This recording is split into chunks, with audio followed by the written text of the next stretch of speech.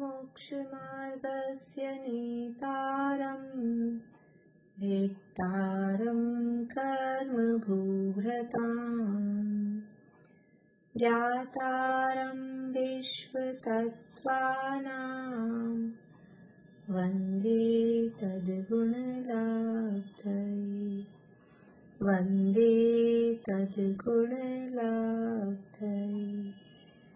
मोक्षमार्ग के नेता एवं कर्म पर्वतों के भेदक और विश्व के सब तत्वों के ज्ञायक चेतन संवेदक सद्गुण आप समान प्राप्त हो यही भावना भाकर देव विनय पूर्वक करूं वंदना बारंबार जिनेश्वर देव बारंबार जिनेश्वर देव।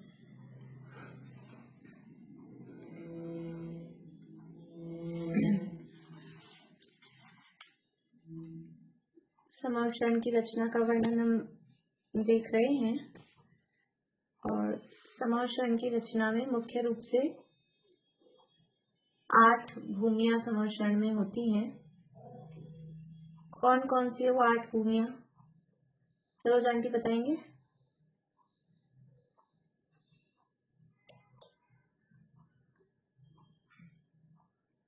चैत्य प्रसाद भूमि, कार्तिका भूमि, लता भूमि, उपवन भूमि, ध्वज भूमि, कल्पवृक्ष भूमि, हवन भूमि और श्रीमंडप भूमि। बढ़िया। 8 भूमियां समावशरण के अंतर्गत होती हैं। रजनी जी आप बोलेंगे 8 भूमियों के नाम। चैत्य प्रसाद भूमि, कार्तिका भूमि, लता भूमि,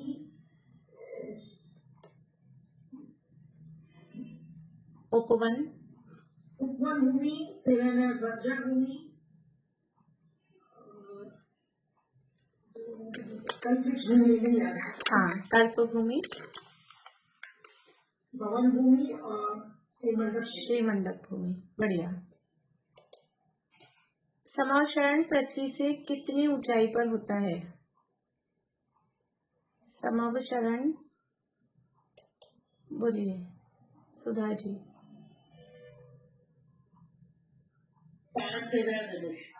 5000 धनुष की ऊंचाई पर होता है। बढ़िया। समावशरण में एक वीथी में कितने गोपुर द्वार होते हैं? एक दिशा की वीथी में कितने गोपुर द्वार होते हैं? शीला भाभी।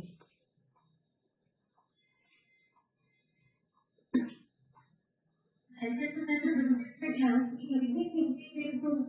एक वीथी में 4 द्वार होते हैं। जितने वेदी और जितने कोट होते हैं ना, हाँ, तो कितने होते हैं? 5 और 4 9 द्वार। हाँ, बढ़िया बढ़िया। एक दिशा की वीथी में 9 द्वार होते हैं। समावशरण में एक दिशा की वीथी में 9 द्वार होते हैं। हाँ, जो धूलिसाल कोट है, धूलिसाल कोट की ऊंचाई कितनी होती है? धूलिसाल कोट की ऊंचाई कितनी होती है? नेहा जी बोल रहे हो आप?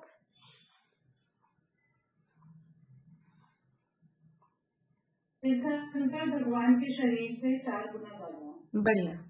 तीर्थंकर भगवान के शरीर से 4 गुना ऊंचा वो धूलिसाल कोट होता है। बढ़िया। समावशरण में जो मानस स्तंभ होते हैं वो मानस स्तंभ कितने ऊंचे होते हैं? सुधा जी।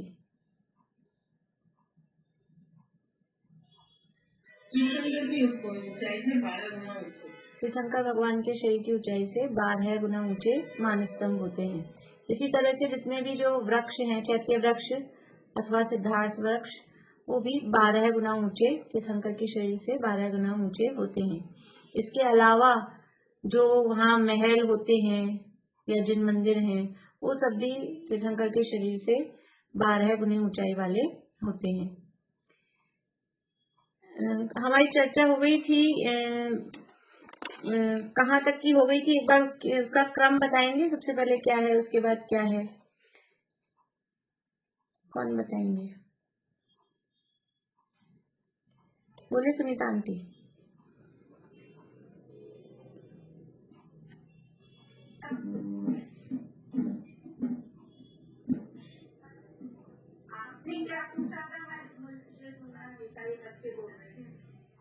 क्रम बताना है। सबसे पहले कौन सा कोट है, फिर भूमि है, फिर क्या है, कोट है कि वेदी है कि फिर भूमि है, ऐसा क्रम से बताना है।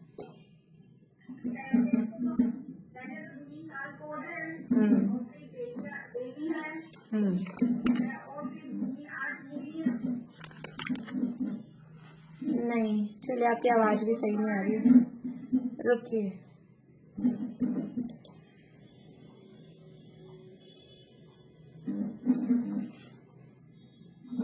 शशि जी, आप बताएंगे।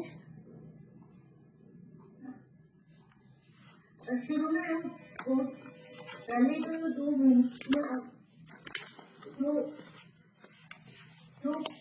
तो वाकियां आएंगी, वो मतलब पहले भूमि फिर वाकी।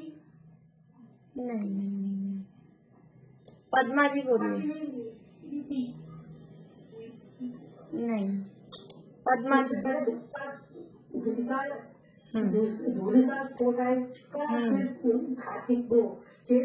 भूमि, फिर एक वेदी, फिर आएगी हाथी का भूमि, फिर आएगी वेदी, फिर तीसरी भूमि आएगी, फिर दूसरा कोट आएगा। तीसरी भूमि का नाम है लता भूमि, है ना। तीसरी फिर आएगी कोट आएगा दूसरे नंबर का। फिर चौथे नंबर की भूमि उपवन भूमि, फिर तीसरे नंबर का वेदी, फिर चौथे पाठ हुई ना, फिर लता उपवन, फिर भूमि आएगी, फिर कोट आएगा, फिर वृक्ष भूमि आएगी। बढ़िया बढ़िया बढ़िया, बहुत अच्छा। हाँ ठीक, बहुत अच्छा। जो खातिका भूमि है, खातिका भूमि में क्या क्या होता है? शॉर्ट में खातिका भूमि में क्या है?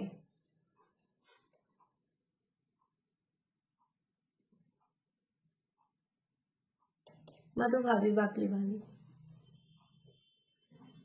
खातिका भूमि खाई के समान है, और फिर कमल वगैरह है, और वहाँ के जो स्नान करने जाते हैं उनको तो अपना पूरा एक बार नजर आता है, और बाकी लोगों को जो ऊपर से देखते हैं उसमें उनको अपने साथ लोग नजर आ जाते हैं। खातिका में,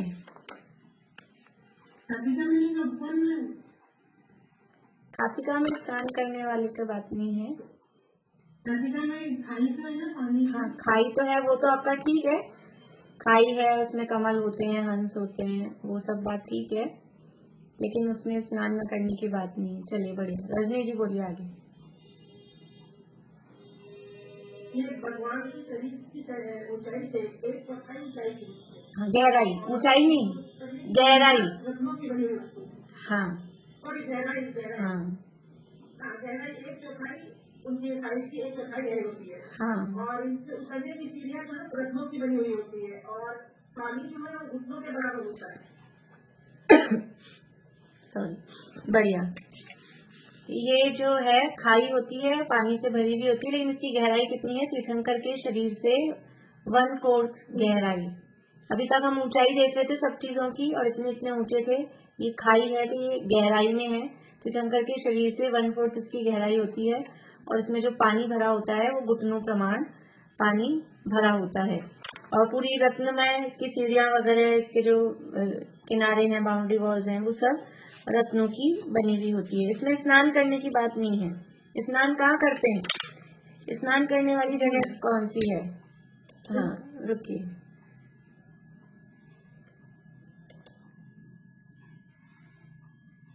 हाँ भाई, और सब लोग क्या? अनीता आंटी बोलिए जल्दी। करने के बाद का उसमें मोहिनी होती है। हाँ, ये वापिकाओं में स्नान। हाँ जो स्नान करता है उसको वर्तमान का पूरा दिखता है, जो शास्त्रों में 7 वर्ष दिखता हाँ, है। ये भविष्य के 3 बढ़िया।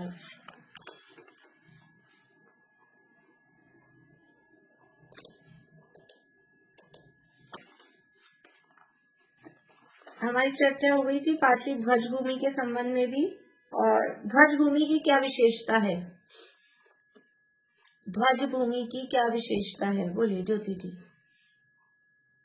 भूमि है जो हमारे चारों दिशाओं में 10-10 टाइप के ध्वज होते हैं, और हर एक टाइप के ध्वज जो है वो 108 होते हैं।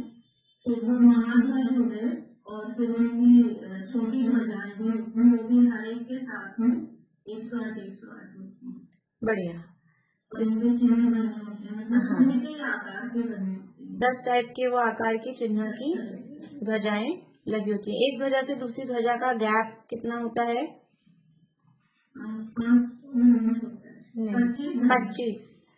25 धनुष एक ध्वजा से दूसरी ध्वजा का गैप होता है। और ये ध्वजाएं किस पे लगी होती हैं? हाँ, वो दंड कितना ऊंचा होता है?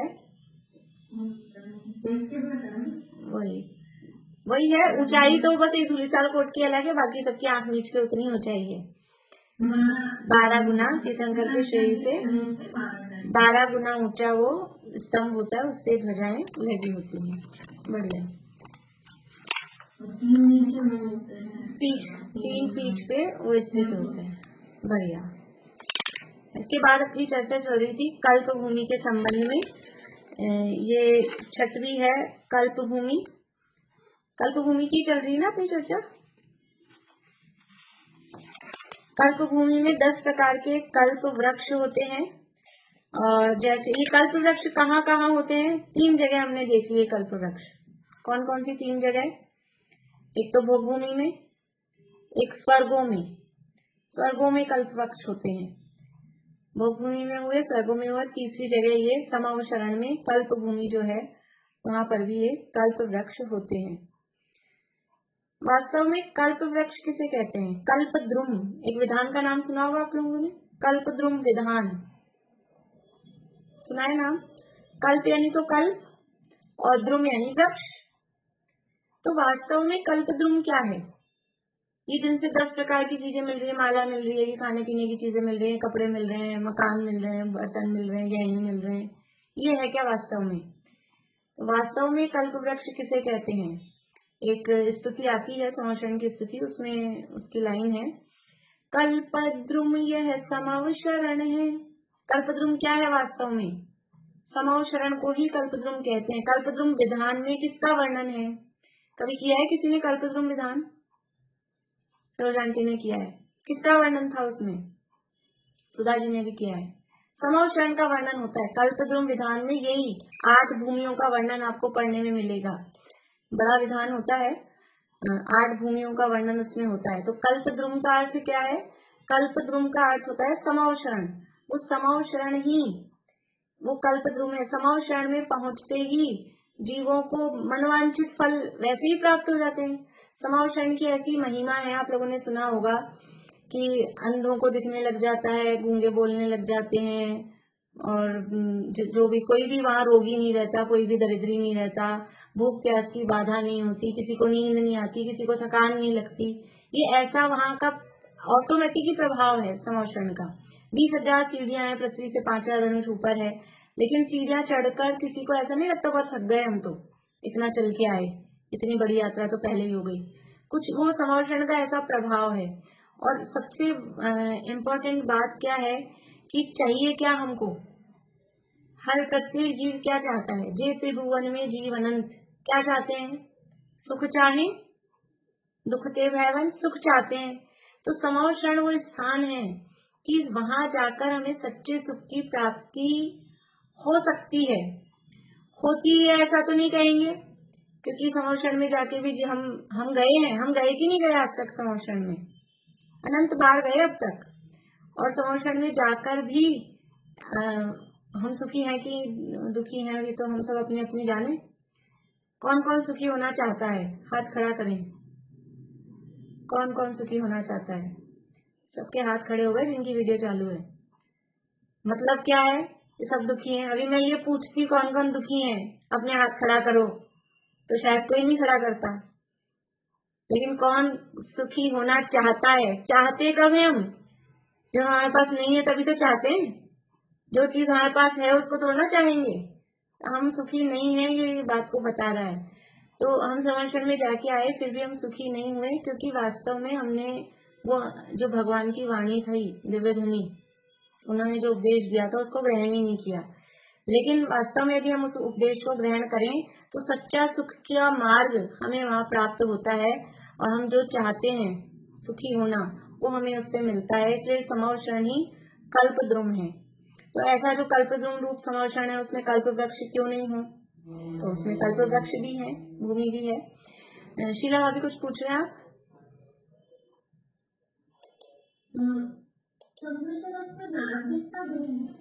नहीं होता, वहां सब वो रत्नों का ही उजाला वगैरह रहता है, इसलिए रात दिन का भेद नहीं होता।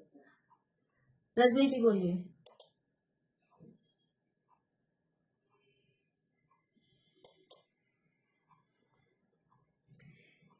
तो ये छठवीं भूमि है, कल्प वृक्ष भूमि, और इसमें 10 प्रकार के कल्प वृक्ष हैं, और ये सभी कल्प वृक्ष। कुछ पूछ रहे हैं आप? फिर से बोलिए। नहीं पूछ रही दीदी, ठीक ठीक। अभी अपने हाथ की बात नहीं है, इसमें कुछ कर नहीं सकते। चलिए, समझ में तो आ रहा है आप लोगों को?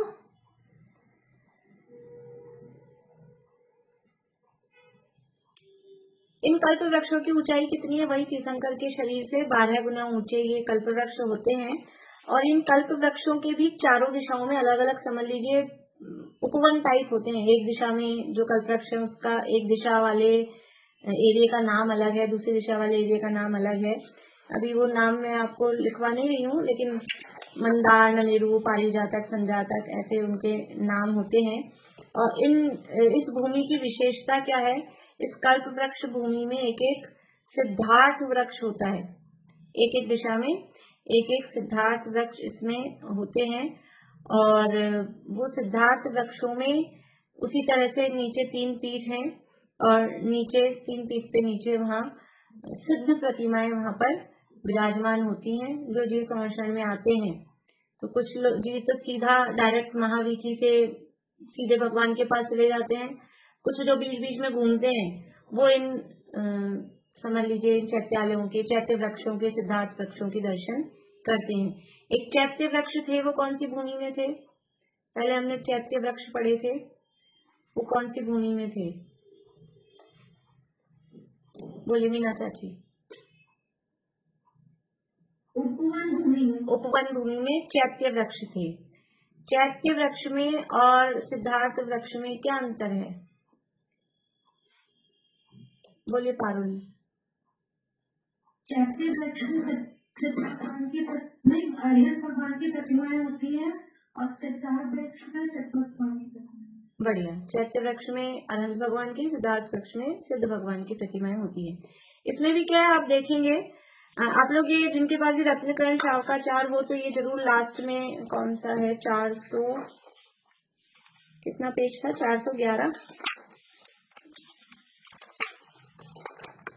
411 नंबर पेज से समावशरण का वर्णन दिया है रत्नकरण शावकाचार में।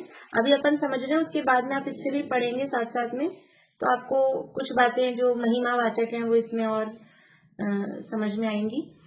और कहीं कहीं 2, 3, 4 शास्त्रों में इनके मिलते हैं, तो कहीं तो ऐसा मिलता है कि केवल वृक्ष के नीचे चबूतरे पर प्रतिमाएं हैं, और कहीं ऐसा मिलता है नीचे भी हैं और ऊपर शाखा पर भी हैं। तो जो भी हो यथा योग्य, नीचे तो है ही है, इतना तो समझ में आ ही जाता है कि नीचे चबूतरे पर प्रतिमाएं, वहां पर जो पीठ है, चबूतरा मतलब वो पीठ, उस पर प्रतिमाएं वहां होती हैं। बोलिए।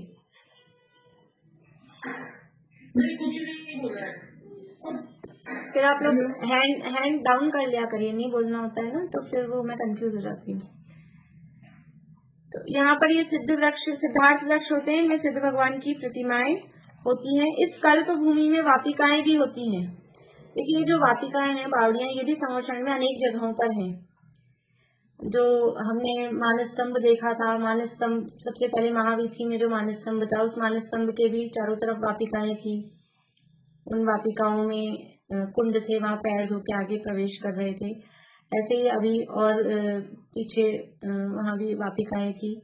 अब यहाँ कल्प भूमि में भी वापिकाएं हैं, उसी तरह से वही कमल वगैरह उसमें वापिकाओं में है, रत्नों की सीढ़ियां हैं, और देव और मनुष्य उसमें स्नान आदि करते हैं।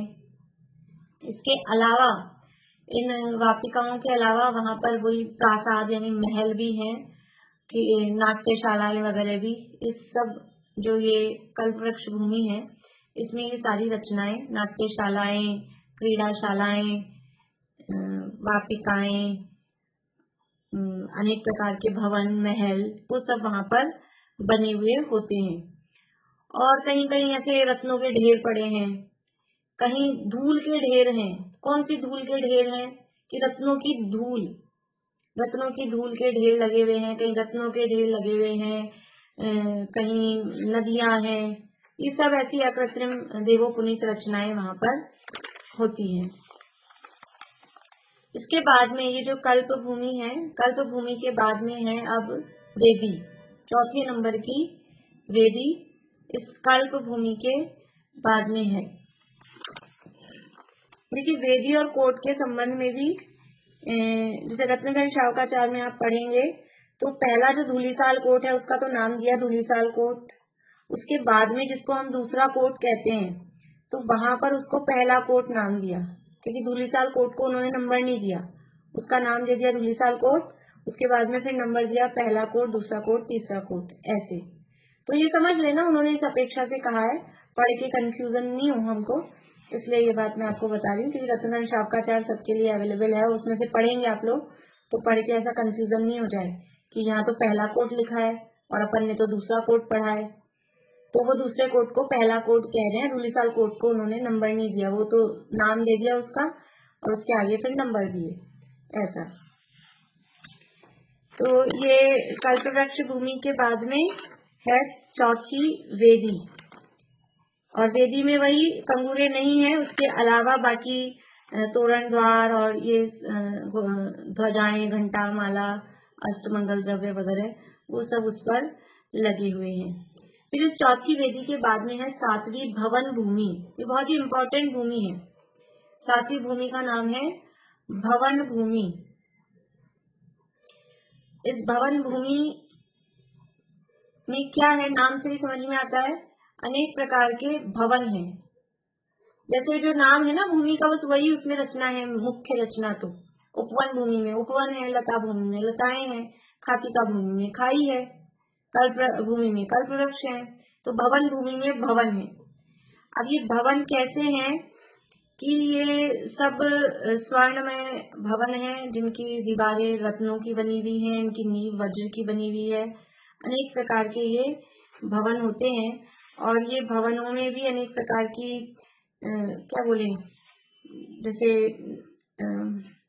आपने पुराने जैसे राजा महाराजाओं के जो देखे होंगे कोई महल वगैरह, जैसे इधर अपने उदयपुर में या जोधपुर में इधर जाते हैं तो पुराने नहीं होते महल राजाओं के, हवेलियां, तो ऐसे बालकनी जैसे छोटी छोटी होती है, ऐसे छोटी खिड़कियां टाइप, अट्टालिका क्या बोलते हैं उनको, ऐसा इस तरह की जो डिजाइन है, ऐसे डिजाइन वाले पूरे वो वहां पर भवन बने होते हैं। कोई 2 मंजिल के हैं, कोई 3 मंजिल के हैं, कोई 4 मंजिल के हैं, ऐसे अलग अलग टाइप के यहाँ पर भवन बने होते हैं। और इनमें बल भी मतलब ऐसी कि चारों तरफ से दीवारें हैं, ऊपर से छत खुली है, इस तरह की उन भवनों में ऐसी रचनाएं भी हैं। तो भवन तो पूरे हैं ही, लेकिन ऐसा नहीं होता अपने घर के बाहर भी कुछ ऐसा खुला एरिया अपन बनाते हैं, खुली छत नहीं, दीवारें उसकी ऊंची, ऊपर से लेकिन टॉप नहीं है, इस तरह की रचनाएं। तो वो अट्टालिकाएं हैं, बलवी, उसको बलवी बोलते हैं, बलवी वगैरह ये सब वहां पर होती हैं। इन भवनों में ये सब जो भी देव हैं, विद्याधर हैं, देव हैं, किन्नर वगैरह, व्यंतर, भवनवासी, ये सब देव इनमें यहाँ पर भगवान की भक्ति करते रहते हैं, गोष्ठियां करते रहते हैं। इस भवन भूमि में अनेक प्रकार के ये भवन तो हैं ही, इसके अलावा भी यहाँ पर वही सभागृह, ऑडिटोरियम, नाट्यशालाएं और जैसे बोलते हैं ना ऑडियो वीडियो विजन रूम, जैसे एवी रूम टाइप के जो होते हैं, प्रेक्षागृह हिंदी में उनको बोलते हैं, कहीं कहीं म्यूजियम होते हैं, इस तरह के भी वहां पर रचनाएं होती हैं। इस भूमि को हरिवंश पुराण में भवन भूमि को मंदिर भूमि नाम भी दिया गया है। हरिवंश पुराण में इस भवन भूमि को मंदिर भूमि भी नाम दिया गया है।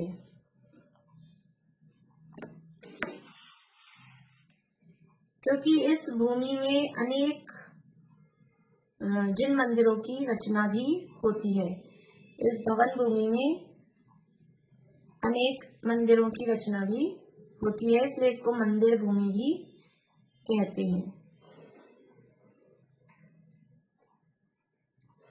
अब इस भूमि की सबसे इम्पोर्टेंट बात क्या है, इस भूमि में स्तूप होते हैं। स्तूप लिख लेंगे, मैं आज बोर्ड नहीं लिखा, आधा सा क में बड़ी की मात्रा पर स्तूप होते हैं। वो स्तूप कहाँ होते हैं? देखिए, जो अपनी ऐसे चित्र ध्यान करेंगे, गोलाकार रूप में पूरा समर्षण है, सारी भूमियां ऐसे एक के बाद एक गोलाकार रूप में है। तो बाहर से आए अपन, पहली भूमि, फिर दूसरी भूमि, तीसरी भूमि, चौथी भूमि, पांचवी भूमि, ऐसे करते करते अपन सातवीं भूमि पर आ गए। तो ये सातवीं भूमि यहाँ पर ऐसे गोलाकार रूप में है, लेकिन ये गोलाकार भूमि के बीच में वो एक वीथी चल रही है, महावीथी। तो उससे वो जो पूरी भूमि है वो 4 भागों में डिवाइड हो जाती है। 4 ऐसे चलती हैं वीथियां। चित्र आप लोगों को मैंने भेजा है, ख्याल में आ रहा होगा। वो चारों दिशाओं में 4 वीथियां निकल रही हैं, तो वो जो गोलाकार भूमि है वो 4 पार्ट्स में डिवाइड हो गई है। तो ये जो भवन भूमि है, इस भवन भूमि की समझ लीजिए इतनी मोटाई है, उसकी कुछ चौड़ाई भी होगी ना भूमि की, जितनी भी उसकी चौड़ाई है, तो उसकी चौड़ाई के पैरेलल जितनी भूमि है, वीथी, भवन भूमि के सामने जो वीथी है, जैसे समझ लीजिए ये इतनी वीथी है, ये यहाँ से यहाँ इधर भी भवन भूमि है और इधर भी भवन भूमि है, ऐसा, ठीक है, ये है वीथी। तो ये इतनी चौड़ाई में ये भवन भूमि है, दोनों साइड, आगे भी पूरा। ये जो वीथी है, तो इसके सामने यहाँ पर स्तूप बने होते हैं। महावीथी में भवन भूमि के पैरेलल जो वीथी चल रही है, समझ में आ रहा है? पैरेलल मतलब इसके सामने जो वीथी है, भवन भूमि के पैरेलल जो वीथी है, इसके लिए यहाँ हिंदी में शब्द दिया है। इसके पार्श्व भाग में, भवन भूमि के पार्श्व भाग में जो 4 महावीथियां हैं, इन महावीथियों में स्तूप बने हुए हैं। स्तूप शब्द सुना होगा, बौद्ध स्तूप, अशोक ने स्तूप बनवाए थे। बौद्धों में चलता है ये शब्द, बौद्धों के स्तूप होते हैं। उसकी स्तूप का चित्र भी मैंने आपको जो PDF भेजी, उसमें स्तूप का चित्र भी बना हुआ है। वो चित्र कुछ काल्पनिक ही बनाए हुए हैं, ऐसे कोई 100% वैसा ही होता हो ऐसा आप नहीं समझे, सब वो काल्पनिक बनाए हुए हैं। जैसी नापतोल दी गई है उसके आधार पर वो चित्र बनाए गए हैं अपनी कल्पना से ही। तो उसमें कुछ चेंजेस भी हो सकते हैं एक्चुअल में, लेकिन हमारे पास सामने तो है नहीं अभी समर्षण, तो हम अपनी कल्पना से उसके चित्र यहाँ पर बनाए हैं। तो ये वीथी में ऐसे स्तूप हैं, और कितने स्तूप हैं? 9 स्तूप। भवन भूमि के पैरेलल जो वीथी चल रही है, उस वीथी में एक दिशा में 9 स्तूप हैं, चारों दिशाओं में मिलाकर 36 स्तूप हो जाते हैं। और ये जो स्तूप है, ये स्तूप अरहंत और सिद्ध भगवान की प्रतिमाओं से युक्त होते हैं। भवन भूमि के पार्श्व भाग में 4 महावीथियां हैं। उन महावीथियों में एक एक महावीथी में 9 स्तूप हैं।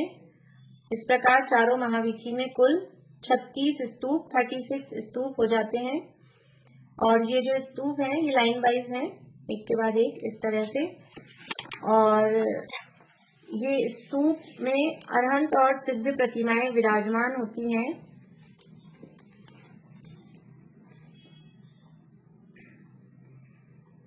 ये स्तूप कैसे हैं, देखिए यहाँ से पढ़ के सुनाती हूँ मैं आपको।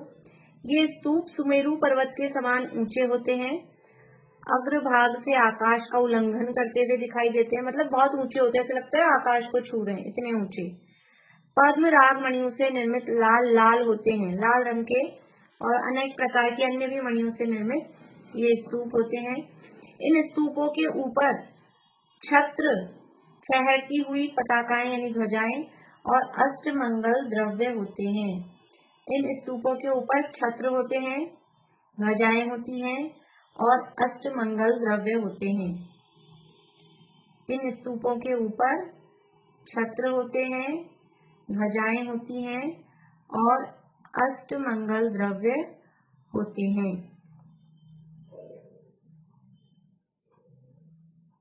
तो जो भी देव आते हैं, मनुष्य आते हैं, मुनिराज वगैरह भी जो भी समाचरण में आते हैं, वो सभी भव्य जीव इन स्तूपों का अभिषेक, पूजन, प्रदक्षिणा आदि करते हैं और अत्यंत ही प्रसन्न होते हैं।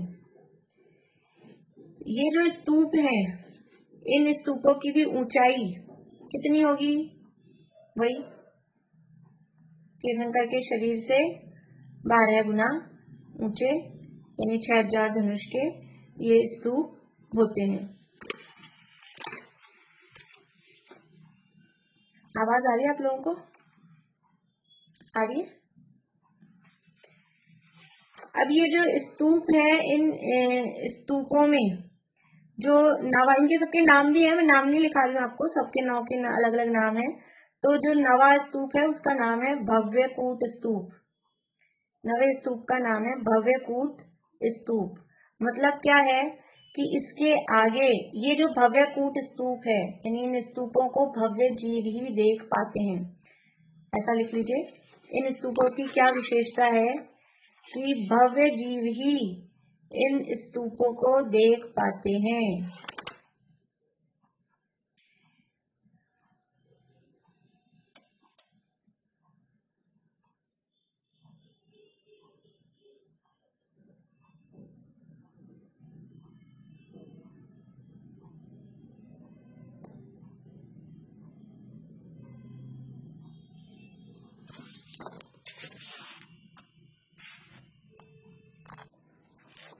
नेटवर्क बहुत जा रहा है आज यहाँ पे भी। क्या बोल रहे मीना चाची, बोलिए। आपकी आवाज कट रही थी। हाँ नहीं, मेरा वो नेटवर्क ही चला गया था, बंदी हो गई थी मेरी तरफ से, तो इधर से यही बोलने के लिए। ठीक है, पता नहीं आज क्यों ये वाईफाई में समस्या हो रही है। तो ये जो स्तूप है, इन स्तूपों के दर्शन भव्य जीव ही कर पाते हैं, इसलिए इनका नाम, लास्ट वाले का तो नाम क्या है, भव्य कूट। भव्य जीव ही इनके दर्शन। एक बात हमने सुनी होगी, जो लोग थोड़ा बहुत भी प्रवचन सुनते हैं या स्वाध्याय करते हैं, तो उन्होंने एक बात सुनी होगी कि अभव्य जीव संवरण में नहीं जा पाते, ऐसा सुना होगा, सुना है बहुत लोगों ने। तो कहा अभव्य जीव संवरण में नहीं जा पाते का मतलब क्या है कि अभव्य जीव संवरण में जाते हैं, 6 भूमियों तक जाते हैं और 7वीं भूमि में भी कुछ आगे जाते हैं, लेकिन इन स्तूपों के आगे ये स्तूप उनको नहीं दिख पाते हैं। अभव्य जीव है वो इन स्तूपों को देख ही नहीं पाते। इन स्तूपों पे प्रतिमाएं वगैरह हैं, अनंत और सिद्ध भगवान की प्रतिमाएं हैं, लेकिन ये इन स्तूपों तक पहुंचते हैं, यदि वो जहाँ से वो स्तूप हैं, तो वो इन स्तूपों में इतना रत्नों का प्रकाश इस तरह से वो होता है कि उनकी आंखें चुंदिया जाती है, वो अंधे हो जाते हैं एक तरह से। अंधे मतलब जैसे दिखना बंद हो जाता है बिल्कुल। कभी अपने को नहीं होता ऐसे डायरेक्ट इतनी तेज रोशनी आए, या अपन सनलाइट से अंदर आते हैं कभी कभी कमरे में, बाहर तेज धूप से अंदर आए तो एकदम से दिखता ही नहीं है कुछ भी। तो ऐसे ही वो ये स्तूपों में इतना प्रकाश, इतना तेज चमक होती है, या अभव्य जीव उनकी चमक को सहन नहीं कर पाते, उनको दिखना बंद हो जाता है, तो इसके आगे उनको दिख ही नहीं रहा, तो आगे जाएं कैसे, तो वहीं से लौट आते हैं। इस 7वीं भूमि के आगे और सातवीं भूमि में भी स्तूपों तक नहीं पहुंच पाते हैं, उससे पहले पहले तक ही अभव्य जीव पहुंच पाते हैं, उसके बाद वो वापस उनको लौटना पड़ता है, उससे आगे नहीं जा पाते। बोलिए सरोजा आंटी। ये स्तूप की ऊंचाई कितनी बताइए? 6000 धनुष, वही तीर्थंकर के शरीर से 12 गुना ऊंचे। स्तूपों की ऊंचाई भी तीर्थंकर के शरीर से 12 गुना ही ऊंची होती है, और अभव्य जीवों को इन स्तूपों के दर्शन नहीं होते, इसलिए इसका नाम भव्य स्तूप कहलाता है। ये स्तूप अत्यंत चमकदार प्रकाशमान होते हैं और उसके प्रकाश से उनकी आंखें चुंधिया जाती है। और जो ये अभव्य किसे कहते हैं? कौन है जिनको नहीं पता अभव्य किसे कहते हैं? नहीं मालूम? अरे वाह, चलिए किसको पता है? पारुल आपको मालूम है अभव्य किसे कहते हैं? जो जीव कभी मोक्ष नहीं जाए। हाँ, बढ़िया। जिनमें रत्नत्रय प्रकट करने की योग्यता होती है, रत्नत्रय मोक्ष मार्ग, मोक्ष, जिनमें वो प्रकट करने की योग्यता होती है, रत्नत्रय प्रकट करने की योग्यता जिनमें होती है वो कहलाते हैं भव्य। और जिनमें रत्नत्रय प्रकट करने की योग्यता, एबिलिटी ही नहीं है, वो कहलाते हैं अभव्य। तो जो जीव कभी रत्नत्रय प्रकट ही नहीं कर पाएंगे, उनमें योग्यता ही नहीं है, ऐसे जीव वो आगे भगवान के सामने वहां नहीं जा पाते हैं। बहुत कम होते हैं ऐसे जीव अभव्य, मैक्सिमम जीव सब भव्य ही होते हैं, लेकिन फिर भी जो भी अगर अभव्य जीव हैं तो वो आगे सातवें जो भूमि है उससे आगे वो नहीं जा पाते। एबिलिटी समझ में आती है? जैसे अपने मूंग मोठ वगैरह अपन भिगोते हैं, तो कुछ मूंग मोठ ऐसे होते हैं, कितनी तो देर भिगो उनको और कितना ही उबालो, कितनी कुकर में सीटी लगाओ, लेकिन वो सीजते ही नहीं है। तो वो जिनमें सीजने की योग्यता ही नहीं है, थोड़ू जिसे हम बोलते हैं, वो कहलाते हैं जैसे अभव्य के समान, कि उनको कितने ही आप सुनाओ, समझाओ, शास्त्र पढ़ाओ, लेकिन उनमें रत्नत्रय प्रकट करने की एबिलिटी ही नहीं है, योग्यता ही नहीं है, वो कभी रत्नत्रय प्रकट नहीं कर पाएंगे। ऐसे जीव कहलाते हैं अभव्य जीव। तो अभव्य जीव इस सातवीं भूमि में इन स्तूपों के दर्शन नहीं कर पाते, इससे आगे नहीं जा पाते। ये बहुत इंपॉर्टेंट बात यहाँ पर है। तो आज तक जो हमने सुना है कि अभव्य जीव संरक्षण में नहीं जा पाते, तो उसका अर्थ हमें समझना चाहिए कि वास्तव में संरक्षण कहाँ है। वास्तव में तो तीर्थंकर भगवान के पास जाना, बैठना, धर्म सभाओं में जो 12 सभाएं हैं उसका नाम संरक्षण है। बाहर ये बाग बगीचों में, नदियों में, बावड़ियों में चले गए तो वो क्या संरक्षण में जाना नहीं हुआ। इसलिए कहते हैं कि अभव्य जीव संरक्षण में नहीं जा पाता है। मिथ्या दृष्टि जीव जा पाते हैं कि नहीं जा पाते हैं संरक्षण में? कल भी अपनी बात चली थी। मिथ्या दृष्टि तो जाते ही है, मिथ्या दृष्टि जाके ही वहां सम्यक दर्शन आदि प्रकट करते हैं। तो मिथ्या दृष्टि भी जाते हैं, सम्यक दृष्टि भी जाते हैं, लेकिन अभव्य जीव इस सातवीं भूमि से आगे नहीं जा पाते हैं। इसके अलावा इस सातवीं भूमि में ये सब सभागृह और ये सब बने हुए हैं ही। और ये जो स्तूप है, ये जिस स्थान पर ये 9 स्तूप स्थित हैं, उस स्थान को विजयांगण कहते हैं। क्या कहते हैं? विजयांगण। एक शब्द हमने पढ़ा था मानांगण, वो कहाँ था? मानस्तंभ की जो भूमि थी उसको मानांगण भूमि कहा था। अब ये जो स्तूप जिस जगह बने हुए हैं उस स्थान को, उस भूमि को विजयांगण कहते हैं, या अथवा जयांगण भी कहते हैं। विजयांगण में से वी हटा दो तो जयांगण बच जाएगा।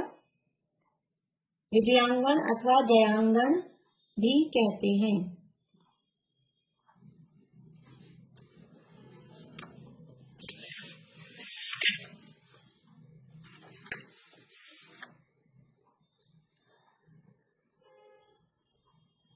यानी कि इससे पहली वाली जो थी ना, चौथी वेदी, और इसके बाद जो है चौथा कोट, यानी सातवीं भूमि की स्टार्टिंग की जो दीवार है उससे लेके लास्ट वाली दीवार तक का बीच का जो हिस्सा है वीथी में, वो कहलाता है विजयांगण या जयांगण।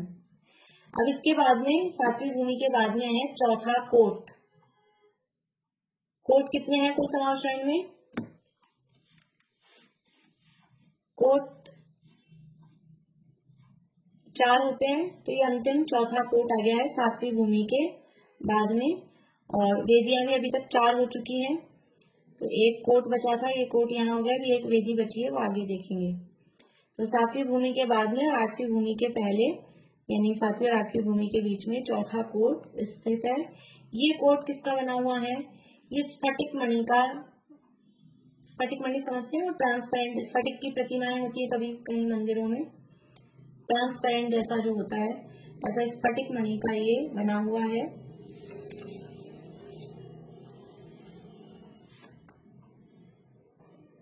और ये कोट भी उसी तरह से नीचे से अधिक विस्तार वाला, ऊपर जाते जाते विस्तार कम होता जा रहा है और ऊपर तंबूरे हैं।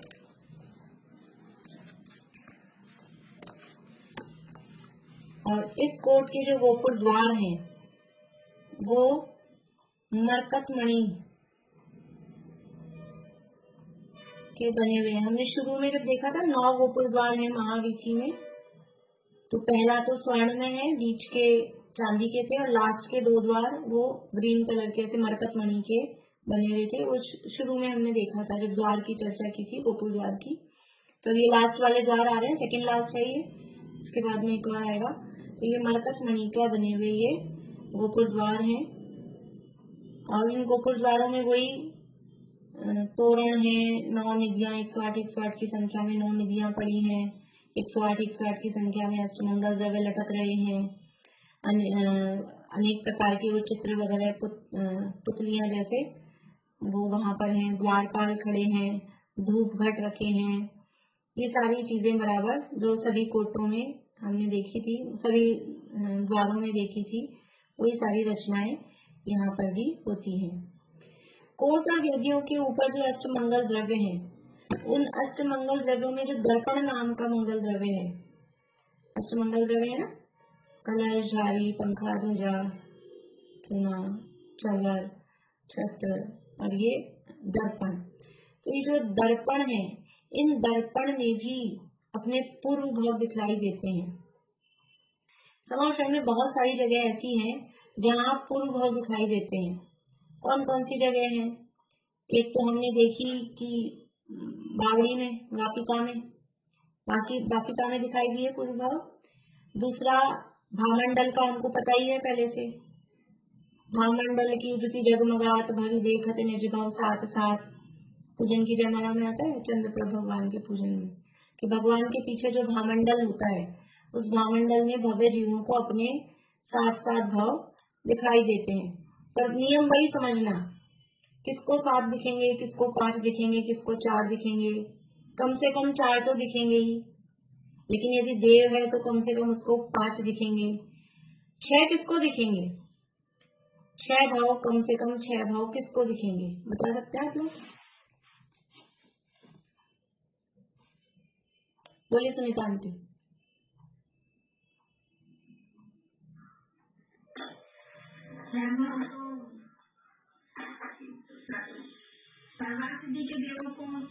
सर्वासिद्धि के देव को 6 दिखेंगे, ये तो बिल्कुल ही गलत हो गया। पारुल बोलिए।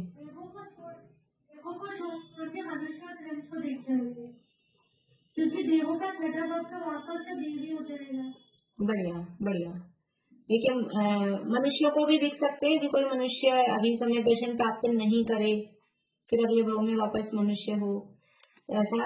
और तिर्यंचों को दिखेंगे, तिर्यंचों को निश्चित रूप से 6 भाव दिखेंगे।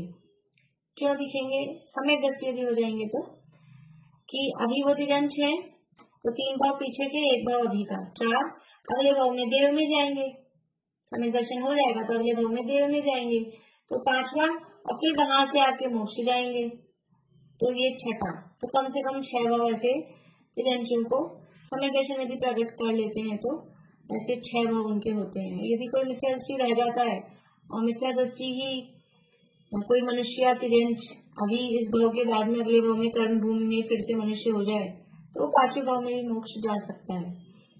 इसलिए ऐसा कोई नहीं है, तिर्यंच और मनुष्यों में से किसी को भी इस तरह से दिख सकते हैं।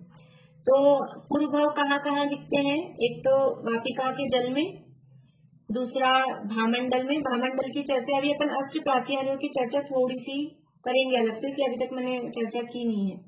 अष्ट प्रातिहारों की पूरी चर्चा अभी अपन श्रीमंडप भूमि के वर्णन में करेंगे। तो भावमंडल एक प्रातिहार्य होता है और उसमें जीवों को अपने 7 भाव दिखाई देते हैं। इसके अलावा जितने भी ये मंगल द्रव्यों में जितने भी दर्पण हैं, सभी दर्पणों में भी अपने पूर्व भाव दिखाई देते हैं। अब यहाँ शब्द पूर्व भाव का ही आता है, तो पूर्व भाव भी के मतलब वही समझना चाहिए कि 7 भाव उसमें दिखाई दे जाते हैं, 3 पहले के, 1 वर्तमान का और मैक्सिमम 3 भविष्य के। इस तरह से भाव 3 स्थानों पर समावशरण में ऐसे दिखाई देते हैं। और मंगल द्रव्य कितने होते हैं?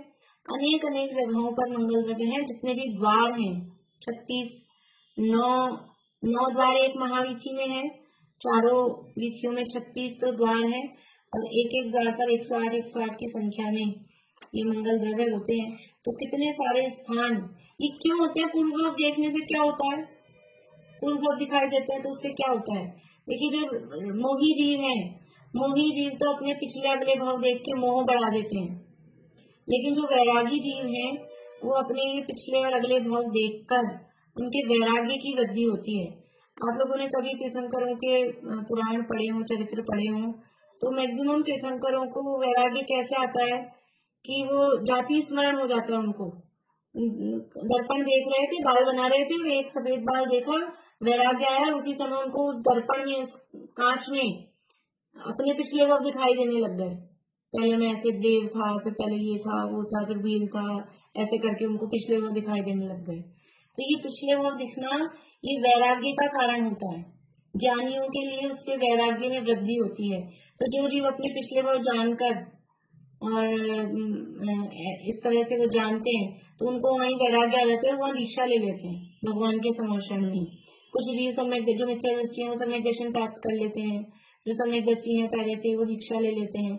इसलिए अनेक जगह पर ऐसे निमित्त बाहरी कि जीवों को कैसे न कैसे करके, यद्यपि राग रंग के स्थान बहुत हैं समावशरण में, राग रंग के स्थान इतने अच्छे अच्छे बाग बगीचे हैं, महल हैं, बावड़ियां हैं, सुगंधित वो धूप घट रखे हुए हैं, अच्छे बहुत खुशबू आ रही है, तो राग रंग में भी बैठा रहा जा सकता है। लेकिन ऐसे वैराग्य के निमित्त भी वहां पर उपलब्ध हैं। तो बावड़ियों में देखेगा, जाएगा रात के लिए बावड़ी में स्नान करने के लिए और वहां अपने उसको पूर्व भाव दिख गए, वर्तमान का आगे पीछे का दिख गया और उसको वैराग्य हो गया और वहां से निकल के दीक्षा ले ली। ऐसे जो अपन सुनते हैं ना कहानियों में, वो समावशरण में गए और वहां पे जाके दीक्षा ले ली। तो ये बाहर में ऐसे ऐसे निमित्त, भगवान की वाणी तो है ही है, दिव्य ध्वनि सुनकर वैराग्य आ गया, दीक्षा ले ली, वो तो बात है ही, पर इन निमित्तों के आधार पर भी वो दीक्षा आदि के प्रसंग बन जाते हैं। तो ये मंगल द्रव्य है।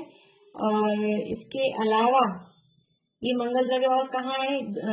गोपुर द्वारों पर तो है ही, पर जितने भी चैत्य वृक्ष हैं, सिद्धार्थ वृक्ष हैं, मानस स्तंभ हैं, जहां जहां भी जिन भगवान की प्रतिमाएं हैं वहां भी ये मंगल द्रव्य स्थापित होते हैं।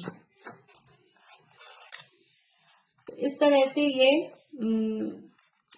समझ लीजिए 7वीं भूमि तक की चर्चा अपनी हुई है। इसके बाद में अब क्या है? 7वीं भूमि के बाद में ये कोट की बात हो गई ना, चौथा कोट हो गया। इस कोट के बाद में है 8वीं श्री मंडप भूमि। कोट के बाद में 8वीं भूमि है, उसका नाम है श्री मंडप भूमि। मंडप समझते हैं? मंडप बनाते हैं शादी विवाह में, फेरों का मंडप, जो ऐसे ऊपर से जिसमें क्या बोलते हैं, चंदोवा लगा है या ऐसा कुछ और चारों तरफ से खुला है, मंडप कहलाता है। ये कौन सा मंडप है? श्री। श्री किसे कहते हैं? श्री किसे कहते हैं? बोलिए मीना चाची। लक्ष्मी को। लक्ष्मी अर्थात, लक्ष्मी किसे कहते हैं अपने यहाँ पर? अपने यहाँ नहीं, दुनिया में लक्ष्मी का अर्थ क्या होता है? बोलिए ज्योति जी। नहीं, दुनिया में लक्ष्मी का अर्थ क्या होता है? दुनिया में तो पैसा।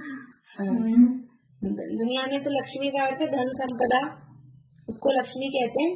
तो ये श्री मंडप भूमि, तो यहाँ क्या धन की वर्षा होती है ऊपर से? कैसा मंडप है कि नोटों से बना हुआ मंडप है? इन मोटों का सोने चांदी का तो पूरा समवचरण ही है। अभी यहाँ कौन सी श्री है, तो श्री यानी लक्ष्मी। कौन सी लक्ष्मी?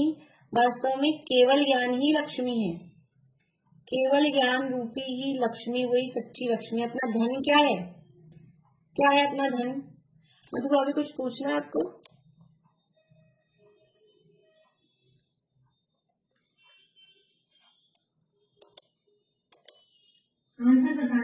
हाँ ठीक है। अपना धन क्या है? कितना धन है आपके पास में? कितना धन है? बीना बोरा भाभी, कितना धन है आपके पास? कितनी संपत्ति है? कितना है बैंक बैलेंस? बताइए। नहीं है, कुछ भी संपत्ति नहीं है? ऐसा तो नहीं हो सकता, ऐसा तो होता ही नहीं है कि कुछ भी नहीं हो। कितना है धन? कितने पति हो आप? कितने पति हो? मतलब अरबपति, करोड़पति, लखपति, ऐसे वाला पति। काउंट नहीं किया हुआ, चलिए बढ़िया बात है। क्या है अपना धन? शीला भाभी, आपके पास है काउंटिंग? मैं तो आपके पास कितना धन है ये पूछ रही हूँ, यहाँ रहेगा कि साथ जाएगा वो नहीं पूछ रही। कितना धन है? कुछ भी नहीं है। चलिए रजनी जी, मुंबई, कितना धन है? अब तो चालू किया, धन तो चलना ही पड़ेगा आपके सामने। चलिए बढ़िया। सरोज आंटी, क्या है आपका धन? कितना है धन? जो ये अपन ने पढ़ा है, सीखा है, वो सब दर्शन प्राप्त करेंगे, वही धन है। देखिए एक लाइन सब बोलते हैं, सबको याद होगी मेरे ख्याल से, कोई जैनी नहीं होगा जिसको याद नहीं हो। भव विकट वन में कर्म बैरी, ज्ञान धन मेरो हर्यो। कौन सा है धन? ये अरब खरब करोड़, ये मेरा धन है ही नहीं, ये तो पुद्गल का है, ये तो जड़ है सब। मेरा धन कौन सा है? कर्मों ने क्या चुराया हमारा? ये रुपया पैसा धन दौलत, ये धन तो हमारा था ही नहीं जो इसने चुराया है। ज्ञान धन, ये ज्ञान रूपी धन ही हमारा धन है और वही लक्ष्मी है। और ऐसा वो केवल ज्ञान, ये तो ज्ञान हमारे पास तो जो है तो बहुत छोटा छोटा ज्ञान का अंश है। वास्तव में हमारी संपदा ज्ञान कितना है? अनंत पति है सबके सब, अरब खरब, ये तो बहुत कम है। हमने देखा था असंख्यात, पल्ले देखा, पल्ले में कितने वर्ष होते हैं? एक पल्ले में, एक पल्ले में कितने वर्ष होते हैं? असंख्यात वर्ष होते हैं एक पल्ले में, असंख्यात। तो पल्ले, फिर पल्ले के बाद सागर, सागर बड़ा है कि पल्ले बड़ा है? क्या बड़ा है? नेट मेरा स्लो हो रहा है, आवाज आ रही है आप लोगों को? आवाज आ रही है? मैं वीडियो बंद करती हूँ तो हो सकता है थोड़ा फर्क पड़ जाए। आवाज आ रही है आप लोगों को? गर्दन हिला के बताइए।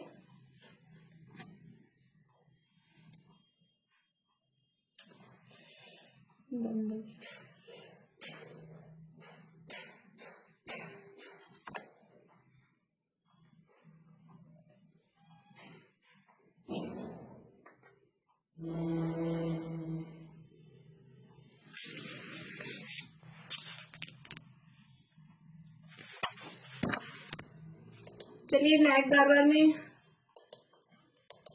नेट जा रहा है बार बार में, वैसे भी टाइम भी हो गया।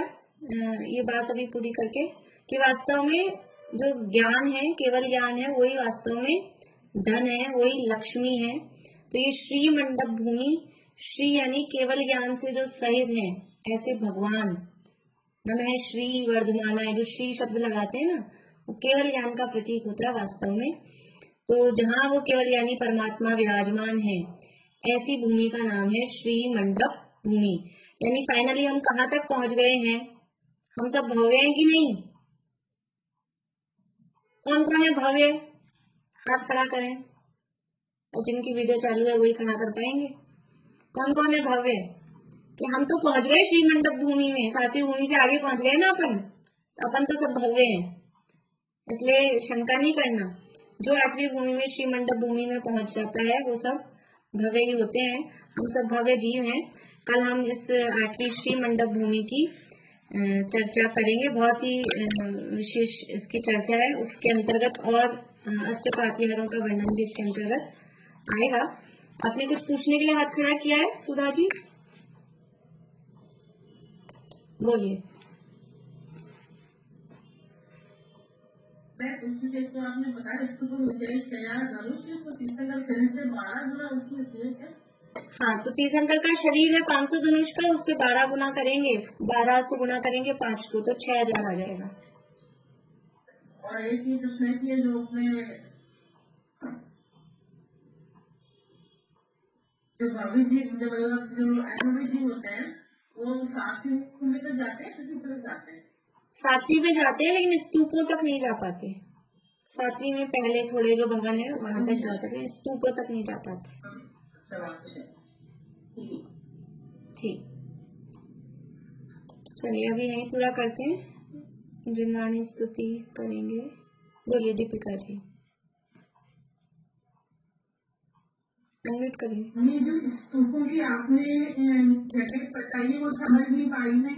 जो मतलब सातवीं जो भूमि है उसकी शुरुआत में स्तूप होते हैं या एंड वाली जगह पर स्तूप होते हैं? देखिए भूमि के अंदर नहीं कहे, वीथी में बताए। स्तूप है ना वो महावीथी में है।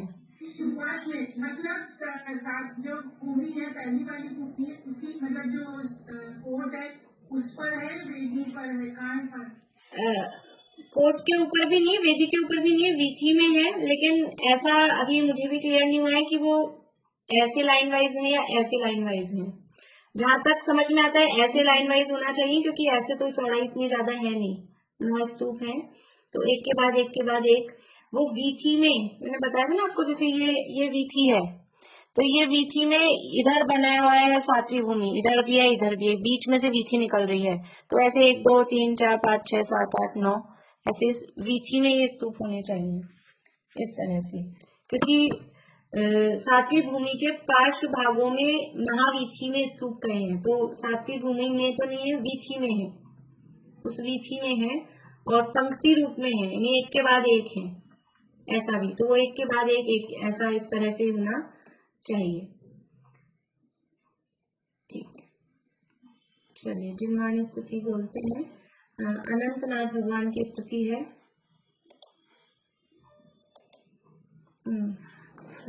शेयर किया है मैंने स्क्रीन, आप लोग देख के बोले।